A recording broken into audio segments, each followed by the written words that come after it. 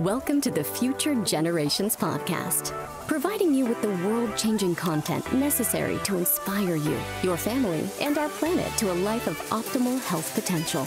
We'll help you make the choices that powerfully influence the lives you bring into this world. It's time to strengthen our resolve to do better now and for our future generations. With your host, Dr. Stanton Hom.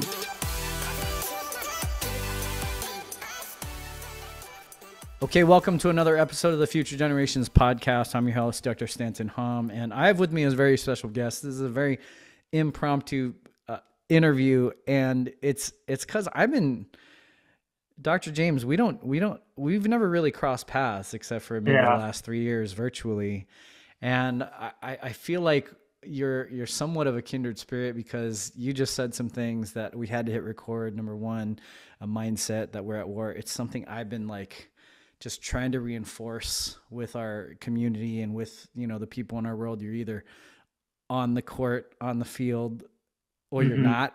You're either on the menu or, you're sitting at the table, regardless.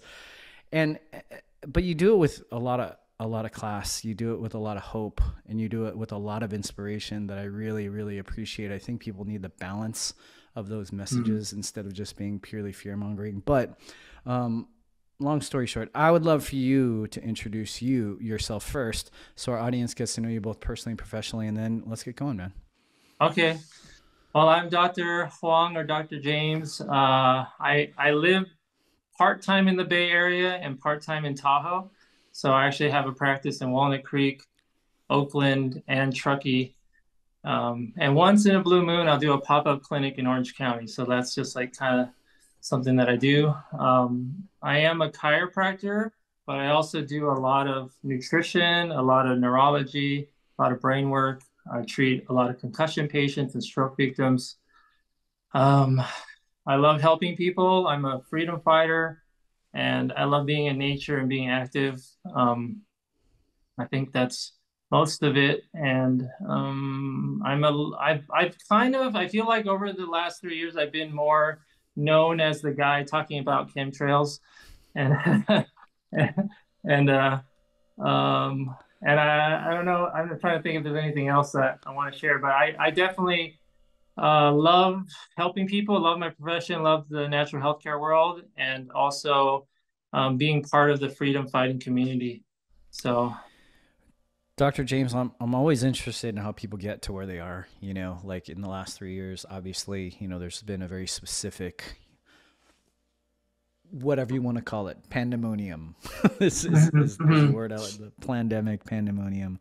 I love your COVID is a scam t-shirt. But something had to have occurred to kind of lead you to what you do, to your purpose in life today. I would love, you were sharing with me a little bit of a story about being a snowboarder and an athlete that kind of led you to healing and things like that. Yes. Tell me a little bit about that. So this goes back to fear. So the idea of fear, cool, I think it was a big theme in 2020. So I talked a lot about overcoming fear. That was my main goal in 2020.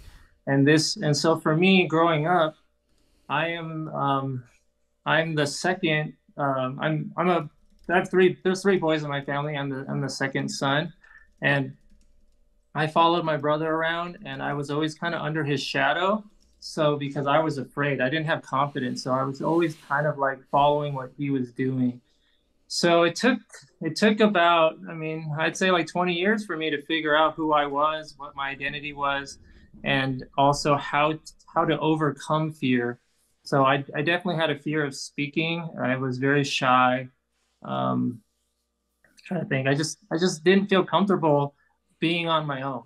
So that was kind of a big part of it. But I started snowboarding when I was 19, and then that kind of it really showed me that a lot of what holds us back is mental. So I was afraid of doing certain things on the snowboard. And then after a while, I started to mentally picture myself conquering those fears. Wow. And then eventually I did. And eventually I got better and better. But I did get injured. And that was also a big part of overcoming fear, is that when you get hurt, can you recover? Can you get back out there? And it was I was definitely in a dark place when I got injured, because I got injured many times. And one of the times I got injured, I didn't think I was going to get back. I thought I was going to stay injured, and I was losing hope. I was pretty much depressed, and I thought, okay, well, I guess this is how life is going to be. But long story short, I met a chiropractor, and that chiropractor adjusted me, restored the neurology in my body, and I was actually able to go back into snowboarding. And then that changed my life, and that's what got me into natural healthcare. And since then, I've been wanting to help people the same way I was helped. So that's kind of the short story of that. But fear, again, is what holds us back and shuts us down. And so I was really adamant about talking about fear and overcoming fear in 2020. And that's what I did for most of my patients. And a lot of them got better because of that, because they were so afraid of leaving their house. They were so afraid of going into a clinic. They were so afraid of taking off their mask. All that stuff was happening. So I don't know if that answers that question, but that's kind of what. I mean, I think that. I always tell my people, you're special, unique, and amazing. But we all have a similar story. We have a similar story where it's almost like it could be implanted, belief system implanted by the conventional medical system, which I believe leverages fear,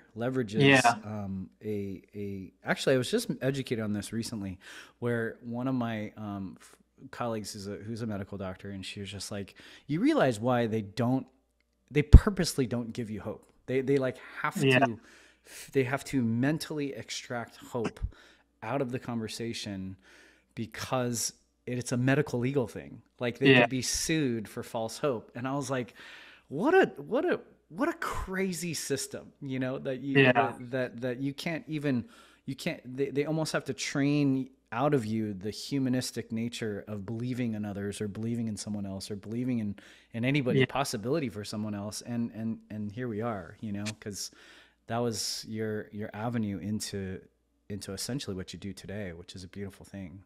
Yeah. It's well, when you give someone hope, it takes away a lot of fear. And so that can be in a lot of ways, say someone's hungry and you give them food, or if they're hurting and you help them heal, and they realize, wow, I didn't, this fear that I had of suffering is no longer, I didn't have to live with that anymore. Yeah. And so that's what I saw a lot of happening in my clinic, and also with myself over the years, is that I was learning that I didn't have to live in fear of getting injured or getting sick, or having any kind of ailments, because there was a solution that existed to help me. So I didn't have to, because I think that's why a lot of people live in fear. They don't think there's a solution for their problem.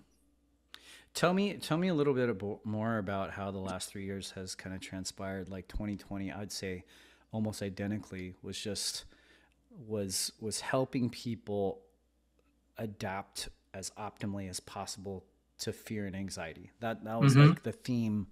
And it wasn't necessarily about shots or all the things that were there. It wasn't necessarily about leveraging all of the, freedom fighting and all of that type of thing.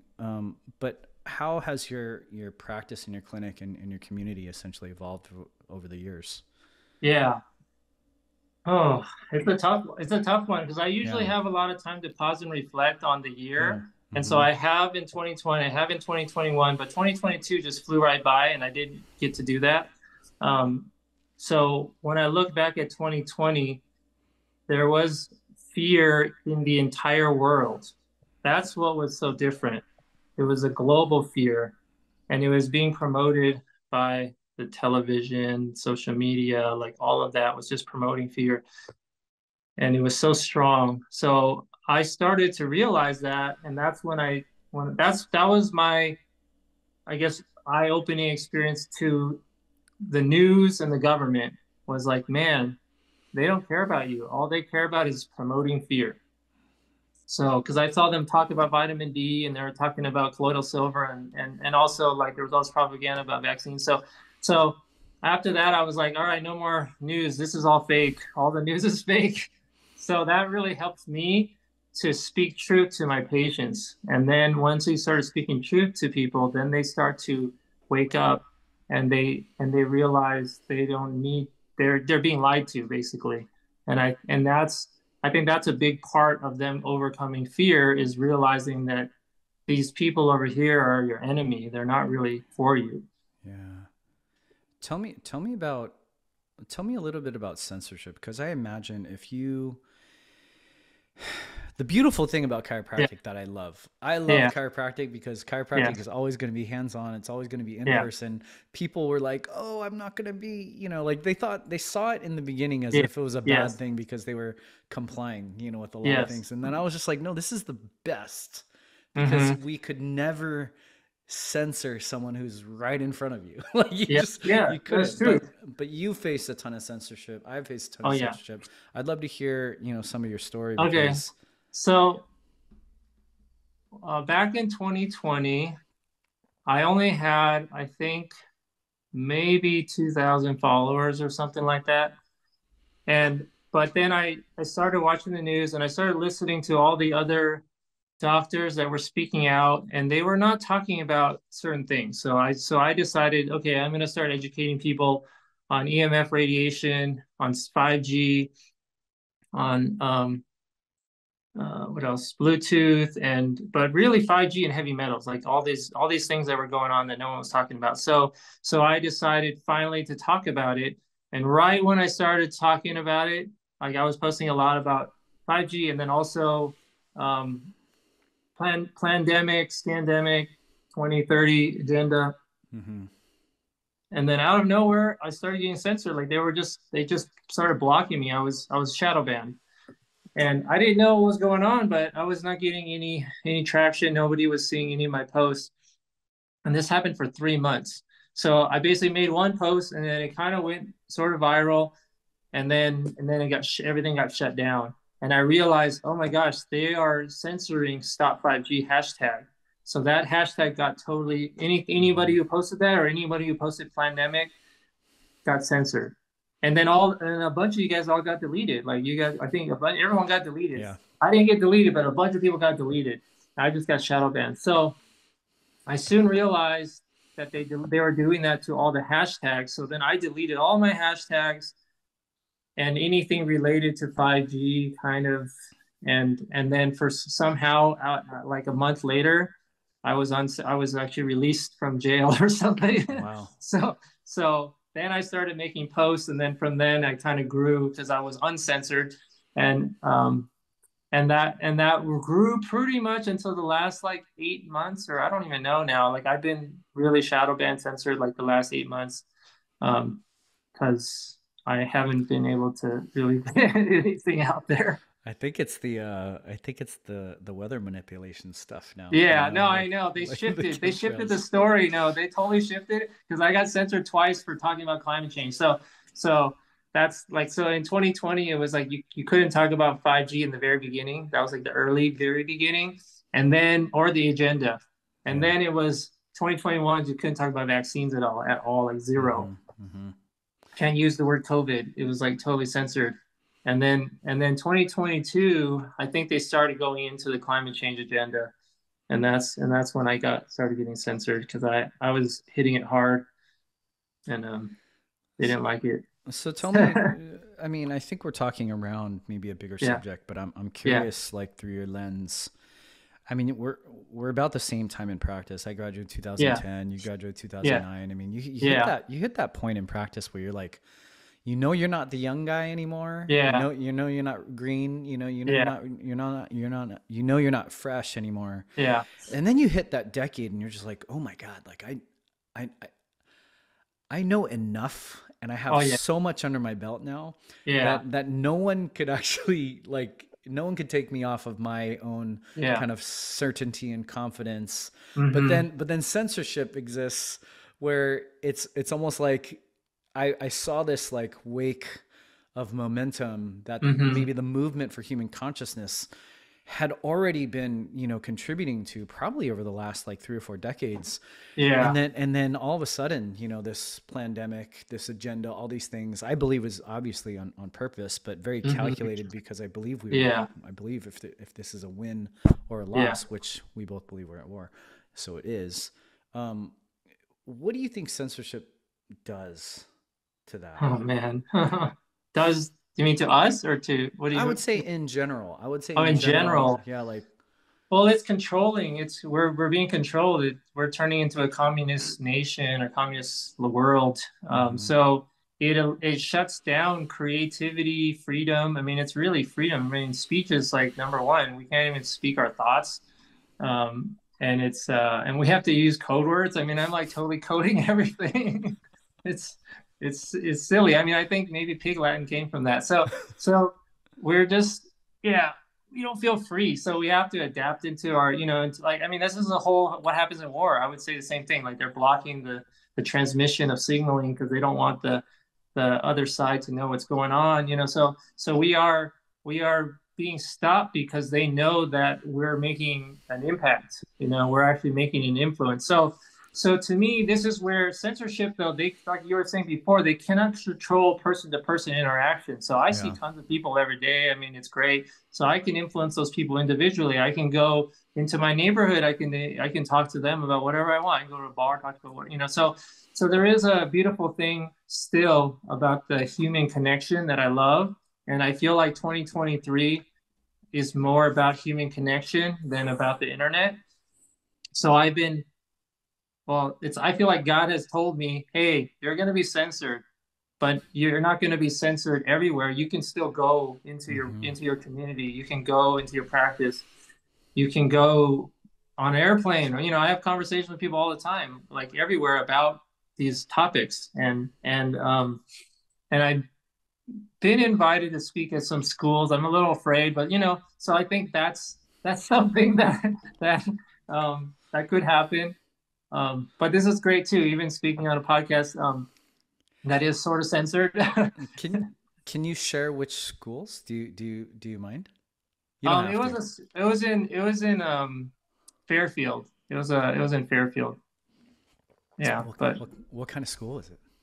I was a high school. Wow. Yeah.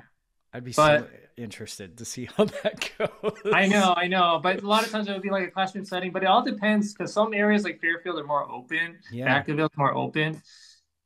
But yeah, but I have been more involved in that aspect where I was kind of like hiding from society in a way, and only freedom fighters were coming to me. And I'm like, you know what? I'm the medic. I gotta be protected. So I gotta stay kind of hidden. I'll speak out here and there, but I don't want to get my practice shut down, because that was the feeling in 2020. 2020 was really like harsh. I mean, they shut down like chiropractors in Colorado. They weren't able to practice. So it's crazy. It was, I think, a few weeks into the whole thing, and then you see organizations like the World Federation of Chiropractic coming out saying, like, any chiropractor who says that chiropractic helps the immune system is going to be investigated. They ended up losing like some 17 sponsors or something like that, which is pretty remarkable. Yeah. When it push comes to shove, I love the fact that chiropractors have stayed pretty lockstep. I would say largely on both sides of the profession, like what is happening. I really somewhat appreciate that. I would love, if you don't mind, why, because I think a lot of our listeners will know, they may want to know a little bit more. Why do you think 5G and chemtrails specifically are so heavily targeted? Obviously vaccines. I think everybody knows vaccines, but I think they may need to know a little bit more about those particular two. Let's see. It's challenging because 5G, we don't know that much about it, but from what I did the research on way back in 2020 was it was used as a military weapon to actually stop the heart from working. And so, so it's definitely like it's a weapon. And so I think that's why, and the the military knows about it, but we were fighting it. I mean, a lot of Mill Valley and a couple other counties like in cities were fighting it, and they were stopping. Even Tahoe was like trying not to get it put up. But they secretly put it up while we were in lockdown. They were putting it up everywhere, man, about churches and stuff. And then now they have this money incentive, so they pay people a bunch of money to put them up as well. But what I find is that the 5G frequency emits so much radiation, it goes off the charts, like, I don't know, like 100 times more than what our bodies can handle. And so I turn it off. You can switch your phone into LTE mode, which I do. But the one thing that you can't do is your Wi-Fi router. Most of them are 5G. And so I just unplug it and I don't leave it on unless I have to. Right. So that's one thing that I haven't found a solution for, unless I go back to like DSL, like AT&T or something, and it might be less. But that's one thing. So just know that 5G emits a very strong radiation frequency that our bodies can't handle, and it will definitely affect your heart and your brain, because the radiation levels. So I tell everyone, if you turn on a microwave, right, and you put a fork inside, what happens? I mean, if you put yourself in the microwave, first of all, what happens, right? Okay. But then if you go in the microwave and then you put a fork, you hold a fork, or you're in the microwave with a metal fork, you're going to get way more radiation. And that's the other issue with if chemtrails are putting out aluminum particles, or they're putting out barium, even any kind of heavy metals, they get spewed out, and then you inhale them into your body, then now you got the metal in your body, you're in the microwave, they turn it on, and you get a lot of negative effects. So it's crazy that it could be that simple. I've been curious about this because we just moved to Escondido, North County, San Diego, Northeast. We wanted to get more space. We have more space, but it has been raining crazy. And then there was that whole kind of ice storm in Texas, and then watching you get censored for very specific things, watching Billy DeMoss get he's been talking about chemtrails for at least 10, 15 years. And you see like the level of censorship come down, but then you start to see the agenda where the conversation and the talking point becomes climate change.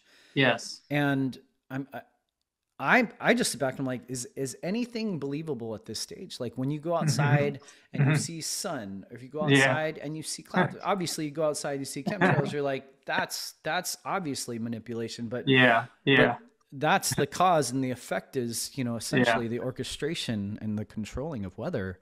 Yeah. Is it to the point where nothing is necessarily like natural anymore, or I'm curious. I think it's challenging to it's hard to know, but because I guess we can look at the articles and see how much money is being put out, and Bill Gates being involved. And so I noticed though, in the beginning of 2020, March, when we had the lockdowns, I was driving to Tahoe. I was outside.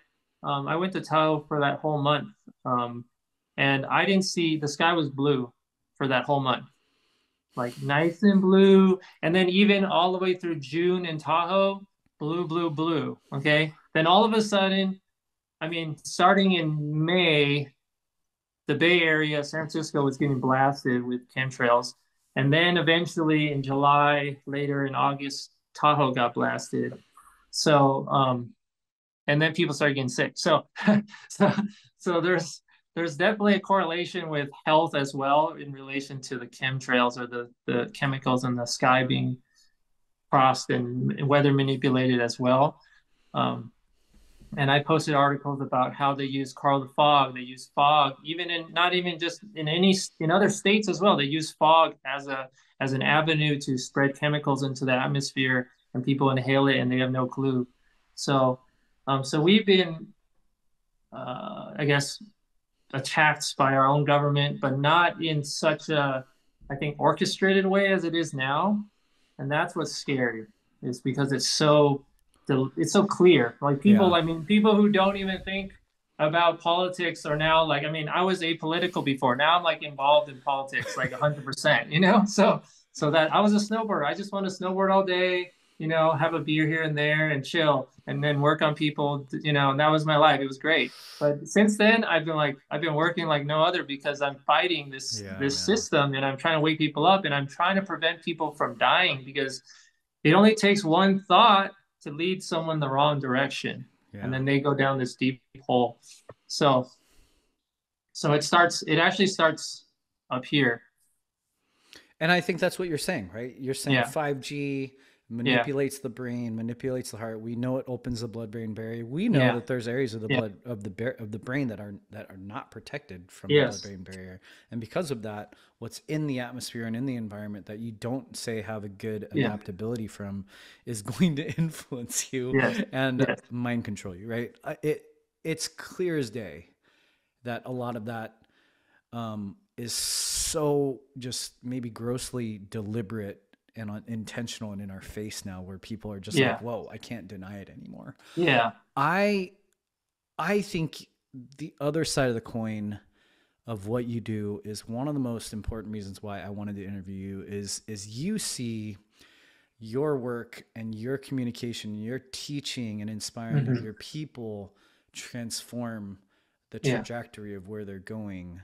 I've seen videos on your Yeah. page that have people not walking, like literally Yeah. not ambulatory, and then they're walking, and Mm-hmm. that's like, for those of you who don't know, like chiropractors have been seeing, we always call it chiropractic miracle. Mm-hmm. We've seen it for 125 years, but you're documenting it in a way that's Mm-hmm. just a beautiful thing. I would love for you to verbalize, maybe before we go into miracle Okay. stories, what you find your deep purpose and mission to be today. Okay.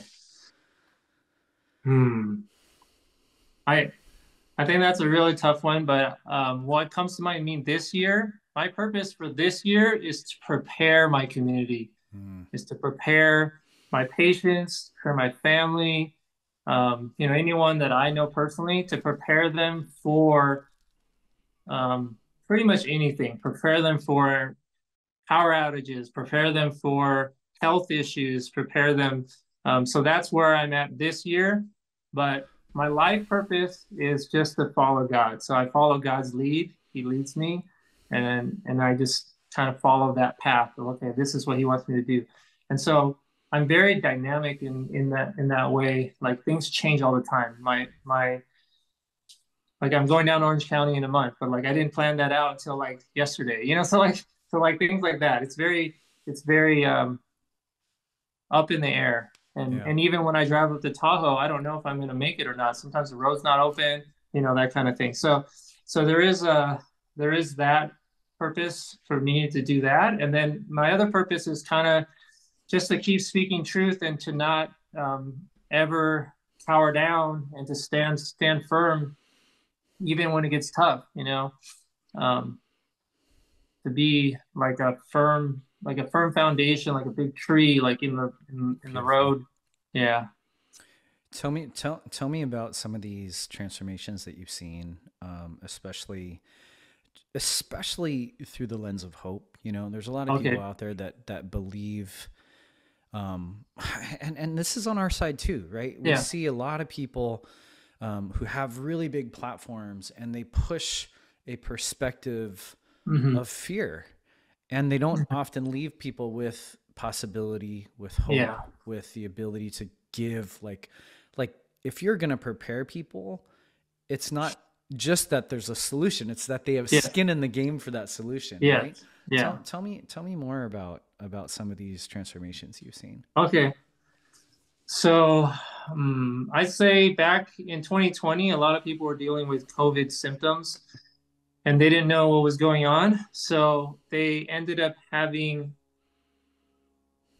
difficulty breathing, heart palpitations, extreme fatigue.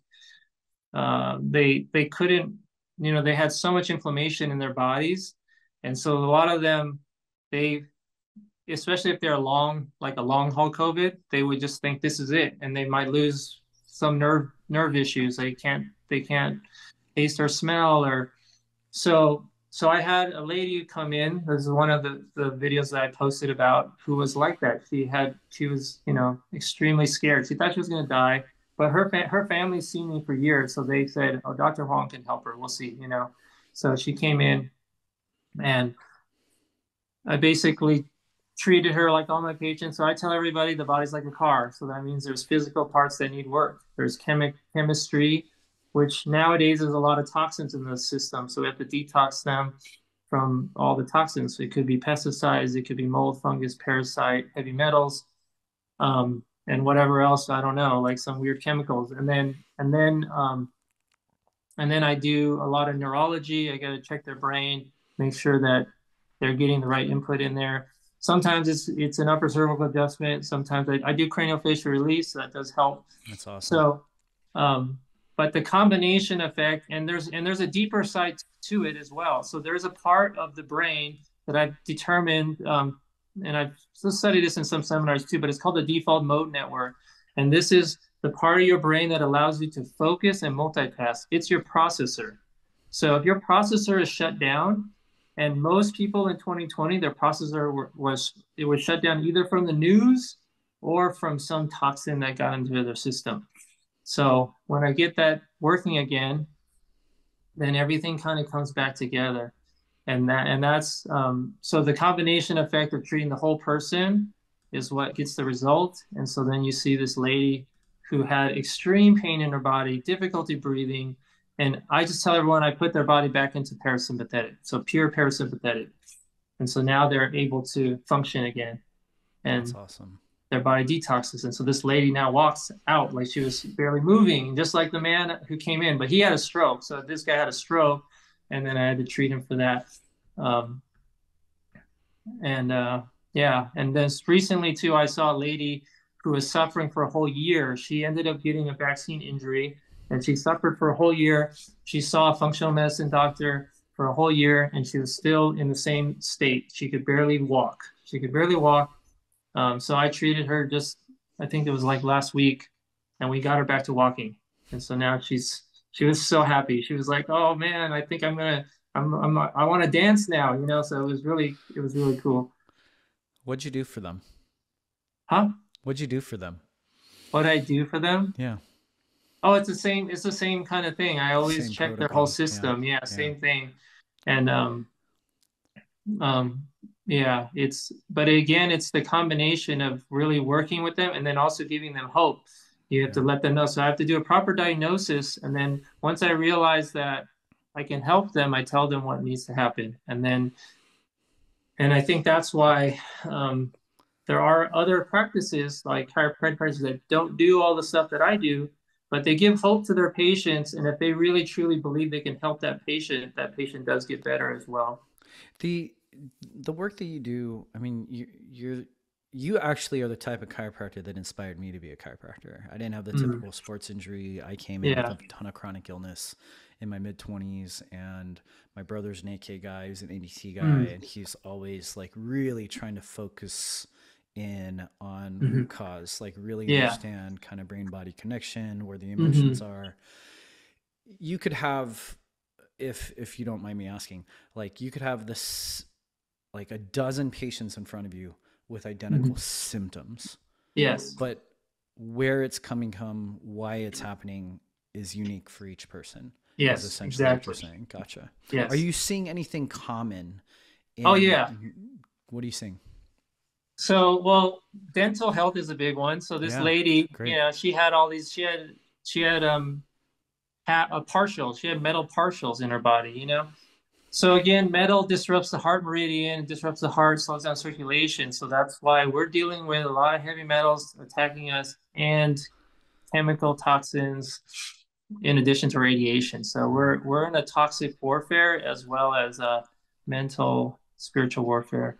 So it's crazy because a commonality is obviously, I mean, what is there, some 80,000 chemicals in the world that are generally regarded as safe that all essentially attack, you know, these central parts of our human physiology. But then there's metals specifically that are waged on the human population.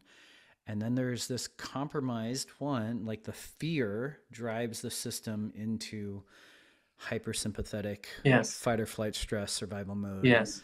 That compromises people. So are you seeing also the opposite, where there's a myriad of patients with different presentations, different symptoms, but the root cause is very similar. Is that what you're kind of getting at also? Is like there's this component of metals, there's this component of toxicity, there's this component of compromised neurology.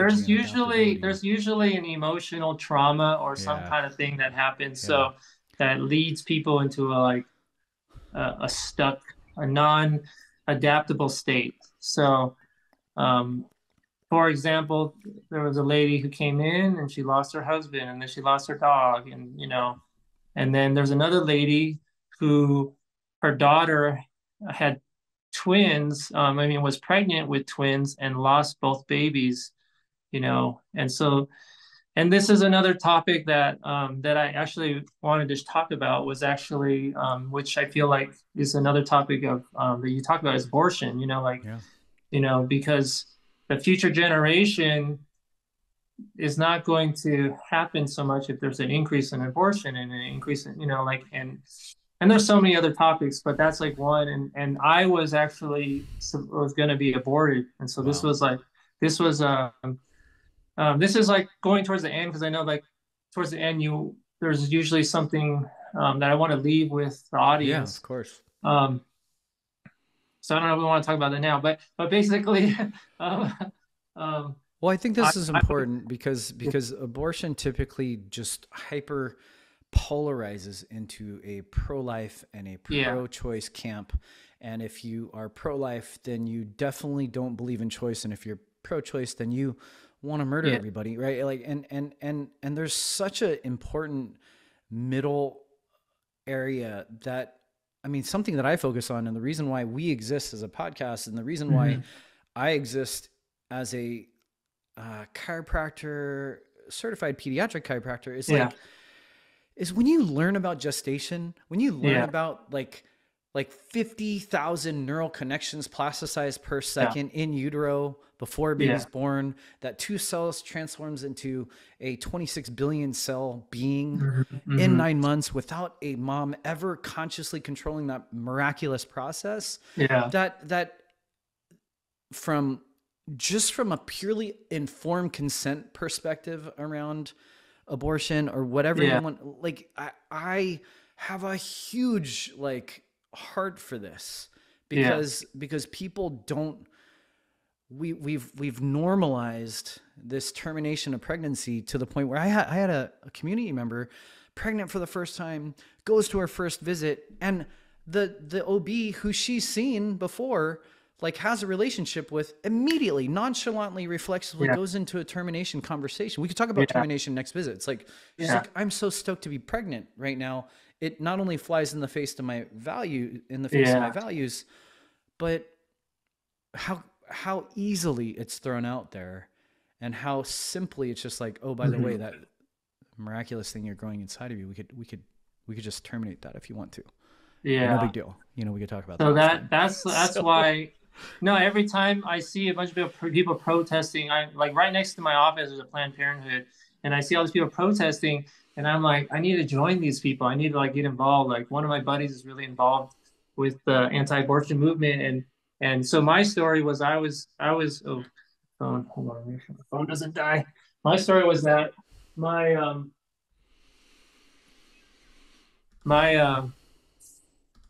mom was going to abort me, mostly because my older brother was a little bit hyperactive.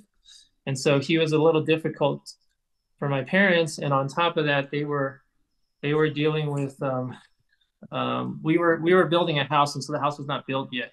And so we were living in this half-built house, So it was a little bit of a challenge for them.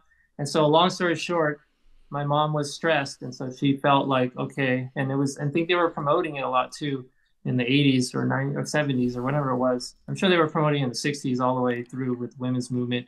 Right. And so, so because of that, I think that's why. But then luckily, fortunately, by God's grace, she met with a pastor's wife, and she heard about it, and so she talked her out of it. And so, so anyways, I was saved, and I always think about this a lot, because one person if my mom didn't have that pastor's wife talk to her, that one person influenced my mom, saved my life, saved, so each person has that power to change, it's like what BJ says, it only takes like, I forget what he says, I forget, but anyways, it's only one, it's one person can really shift the trajectory of many people, because now I've influenced a lot of people over the years, and, and vice versa. BJ said, we may never know how far reaching something we may think, say, or do today will affect the lives of millions tomorrow, and Yes. that's I mean, now it's billions, right? It's Mm-hmm. billions today. And so thank you for sharing that story. I think it's important for people to realize and rehumanize the conversation around it. I think just giving, obviously, what we can capture in a short interview, just a handful of miracle stories Mm-hmm. that you have been able to maybe inspire in someone, right? Because we never really want to take the credit, in my view, like chiropractors maybe uniquely, like take no credit, take no blame, but you were the catalyst for so much miraculous healing in people. Mm-hmm. I'm curious if you could maybe future pace your purpose, whether it's as a freedom fighter, a Mm-hmm. truth teller, Yeah. or a practitioner Yeah. and a miracle worker, Yeah. or this, this man of God who's guided and obedient to this calling that you've been blessed with. What does that Yeah. future look like? Hmm. I I always have this image of the Titanic is sinking. So I think of, we're on the Titanic and it's sinking, and there's different people at different roles when the Titanic is sinking. Some people are just dancing in the ballroom and eating and enjoying life. But then there's the preacher who's preaching, telling everyone what's going on. And then there's people taking everyone on the lifeboats. So I envision myself as being that last person, making sure everybody's getting off the boat. And then, taking the last boat out, but I might not make it, Yeah. but, but I feel like that's my calling. And so whatever it looks like, because it could change, but I see that that's what's happening. Thank you, man. It's an important time, right? It's an important time to recognize that, like you said, and to bring the conversation full circle. Like, if you don't realize the current state of humanity and the world, you'll never realize like the service, like what I believe you are called to do is to serve Mm-hmm. humanity and serve the suffering and serve this movement that, in my view, is so missing. Just to give, Mm-hmm. just to love, just to serve in a way Mm-hmm. that has no expectation of what you get and no expectation of what return or what value exchange or anything like that. It's more of just like, Mm-hmm. what has always made the world go round was just how we could just be in community, Mm-hmm. prepare our community, inspire our community, but also serve our community in a way Mm-hmm. that not only offers that miraculous transformation, but also is the shepherd, right? It's the shepherd Yeah. to offer them, here's your freaking lifeboat, Mm-hmm. get in. And if you don't make it, man, how many people are giving like that today? Mm-hmm. I'm so grateful that you shared it to that way. And I'm appreciative of the tears that it draws for you, because the authenticity is very palpable. It's why I wanted to interview you. And Mm-hmm. I appreciate that. I really do. Yeah. I didn't think I was going to cry, but I think that's the beautiful thing about, I tell my patients in practice, like, there's certain times I know that the patient's gonna be emotional, and I just say it's okay if you cry, it's okay if you get angry or scream or anything, but you need to have that freedom of expression. And I think that's the thing. That's what I don't appreciate about censorship, is that there is this halt to expression. It's not just freedom of speech, but it's our soul Wow. crying out, Yeah. and we, But before we end, you were mentioning something that I feel needs to be mentioned. You're Yeah. mentioning that the encouragement that people need and to think about our future generations. You talked about Hmm. potentially like a children's book or some calling that you Hmm. have to put into the world. Yeah. I would love to hear about that. Okay. So I think that that's what I love about your podcast is future generations is that that's part of preparation. We have to think about the future. We have to plan and things don't always work out according to plan, but we still have to make preparations. We still have to get prepared. So if a storm is coming. And so for me, I started to see that our future generation was lacking responsibility. So that's why I decided or God kind of told me we need to influence the future generation, and you can do that through a book.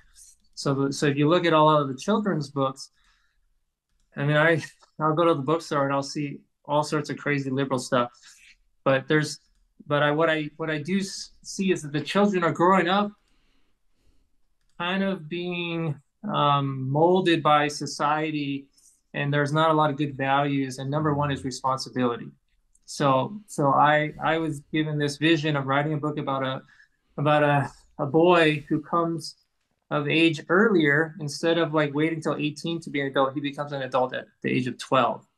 And so then from there he runs a farm and he learns how to be responsible because his dad is sick. So that's kind of like the storyline, but it's really just about this idea. And I think that each of us, and maybe all the chiropractors out there, we need to write children's books. We need to influence the world. We need to find a way to connect with kids and speak to them. And I know that you do this in your practice, but I think in our community, finding a way to reach more of the future generation, because I think that's how we're going to save our future. And this is happening definitely in churches, but outside of churches, not so much. And so I think overall, as a community, that's what we need to do. We need to really think about that. How can we impact the kids in these days? And writing a children's book seems pretty easy. You know, there's only maybe 20 pages in a book. I mean, Matt Walsh did it, so we could do it, you know. And it's crazy because my kid's 3, my older kid's Yeah, 3, yeah, and I have videos of her maybe 18 months, yeah. and she's reading, like she can't read, but she's memorized the Hmm. words, Yeah. and she memorized the punchlines, she memorized the intonation, she Hmm. memorized the theme, she laughs at certain parts, and it's crazy that it hasn't been done more, right? Hmm. Because watching her like on repeat essentially affirm in her own mind her belief system, Yeah. which determines which books are you actually buying for your Yeah. kids, Yeah. but what books are actually being published is also radically important because Hmm. you could I could adjust a couple hundred people, a week, Yeah. but compare that to the population wide. Yeah.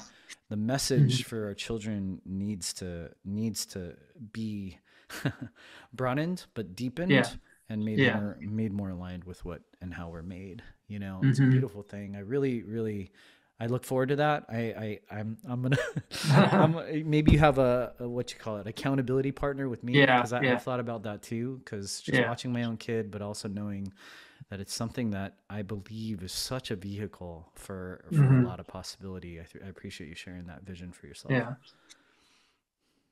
Cool, Yeah. man. Hopefully I get it done at some point. Tell me, tell me, tell me one thing. We're community of action takers. We'd love to, just move the needle to some degree. What is one thing you would leave people with in terms of something they could take action on? Hmm.